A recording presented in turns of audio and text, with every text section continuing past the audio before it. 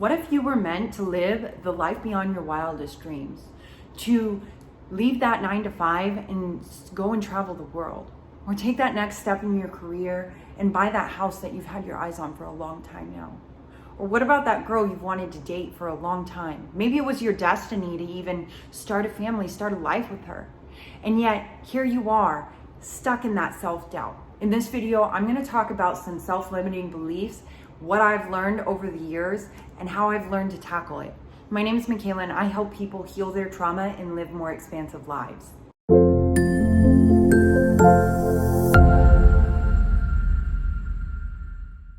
Self-doubt can be so consuming sometimes. We feel like it is so real because we're here in our heads. And people might be able to tell us something different than what we're thinking, but they don't get it because they're not in our heads. They don't really know us like we know us, right? It can feel so real, especially if you come from maybe a traumatic background. This video is part of 6 different videos that are reflected on abandonment issues. Self-doubt is more expansive than just abandonment, but this is a key factor to people who have been abandoned, who felt abandoned or neglected by a parent. That past has a trajectory of our lives and our present and our future. And unless tackled and taken care of, it can determine what we do today and tomorrow. Staying in the same relationships, hanging out with the same people that are going nowhere, doing the same things because it's what we're familiar, what we're comfortable with. There's a science experiment that was done in the 60s called Seligman's theory. And what he did was he took a large group of dogs and took half of them and he put them in a kennel, and they would they'd hear a bell and then they'd get shocked. And this obviously hurt and it scared the dogs. And so every time they heard the bell, it would scare them and they'd cower. Eventually he stopped shocking the dogs, but every time he rang the bell, the dogs would get scared and they'd cower. The other half of the dogs were not shocked, not traumatized. They were free to be. Then in the next phase of this science experiment, he took all the dogs now, and they had free access to save themselves, but they would get shocked. And what happened was, back here in the kennel, they would get shocked, but they could walk over this tiny little ledge, and over here, they wouldn't get shocked. The dogs that did not get traumatized were able to help themselves and to walk over that ledge. The dogs that were traumatized stayed and cowered and kept getting shocked and did not help themselves. And we are just the same as those dogs. If we've been through traumatizing experiences, we can ourselves stay stuck. And we might even know that there's a solution. We might know because we've done this healing thing for a long time. And yet for some reason, when we get triggered, we stay stuck, even though we know there's so many solutions out there. And although this video will be super helpful to integrate some things and give you some ideas, if you're feeling triggered in that sense, then just allow yourself the time and space and know that this trigger is going to go away, that you're not going to feel like that forever. And you'll be able to come back to this video and to really implement that.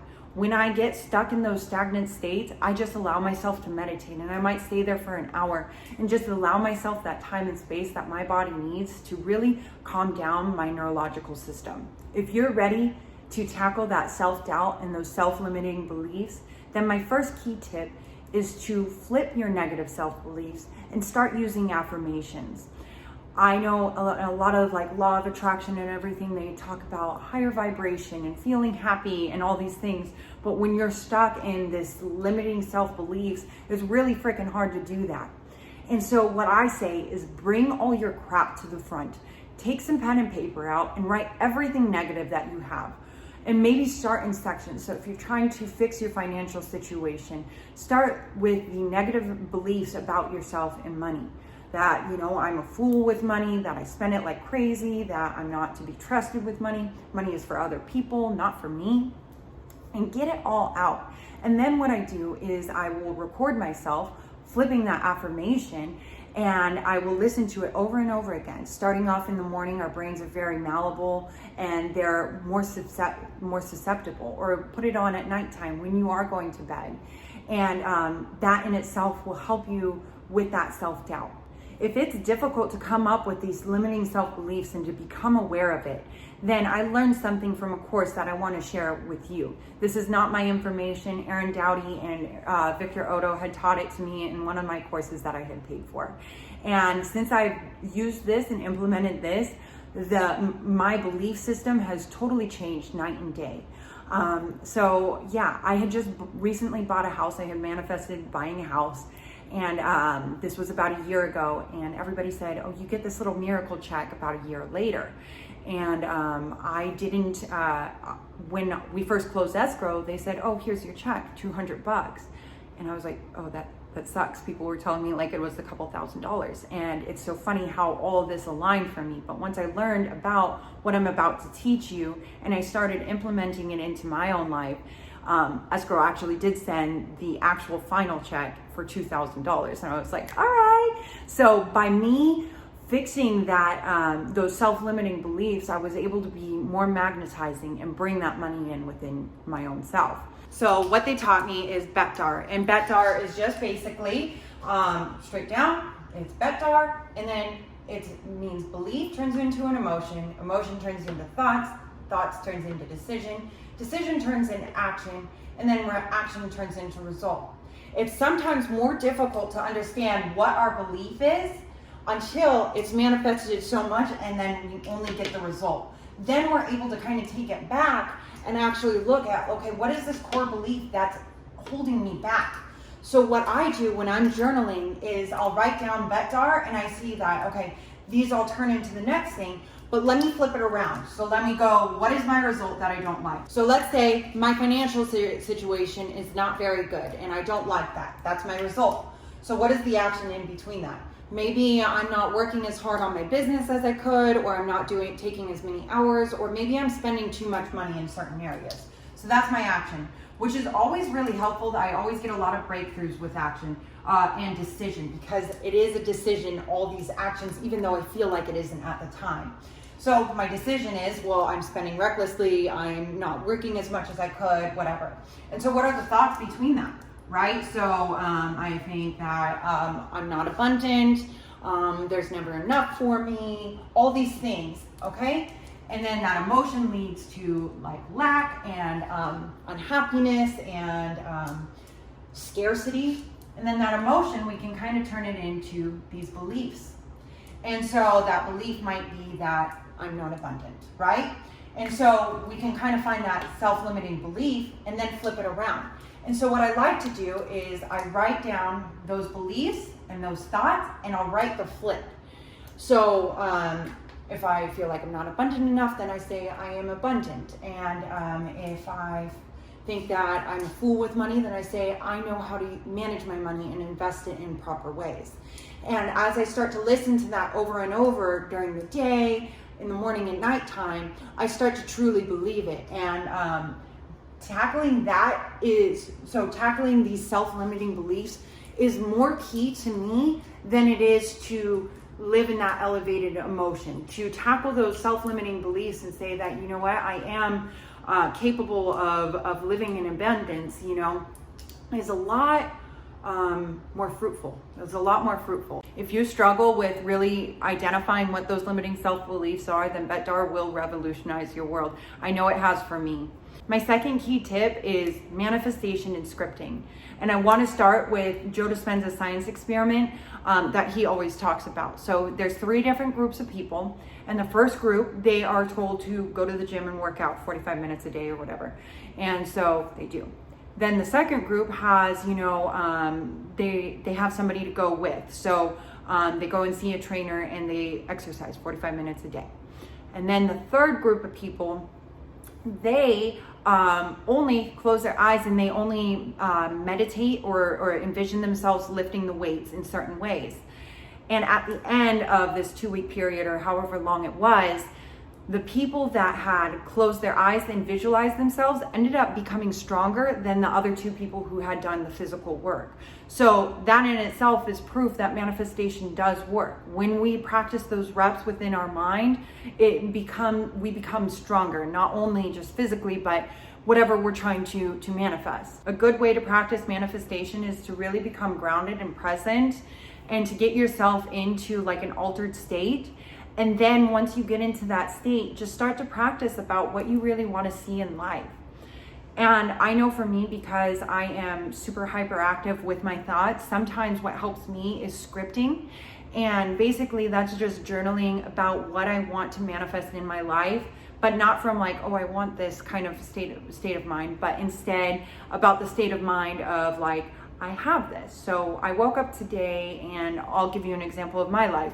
I woke up today to 1,000 subscribers, because that's what I'm trying to manifest right now.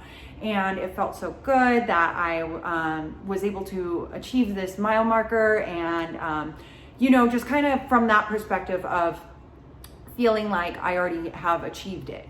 My first experience with manifestation was I'm an addict, and I had lost everything, and then I got into recovery and I got sober, and I was moving from my sober living house into my first apartment. And when me and my boyfriend first started out, we were 6 months sober, and we were literally laying in our 2-bedroom apartment with bundled up little jackets and no furniture at all, no way to get coffee or anything, and just these tiny little blankets that we could kind of warm up on. And we were laying in our new apartment. It was super exciting.